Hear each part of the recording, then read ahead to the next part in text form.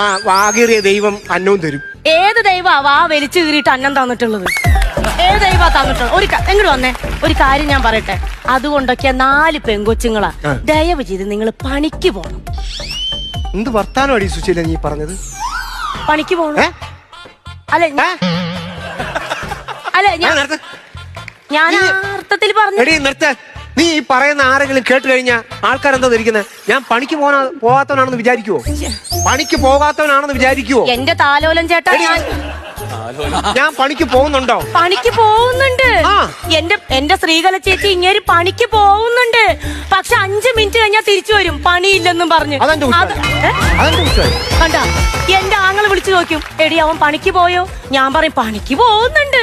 ഇല്ലാന്ന് പറഞ്ഞ 5 മിനിറ്റിനുള്ളിൽ വരുമെന്ന് എനിക്ക് പറയാൻ പറ്റുമോ? ഒരു കാര്യം എനിക്ക് പറയാൻ പറ്റുമോ? ചേച്ചി ഒരു കാര്യം ആലോചിക്കണം. 4 മക്കളായി, ഒരു ബുദ്ധിമുട്ട് ഞാൻ അറിയിച്ചിട്ടില്ല.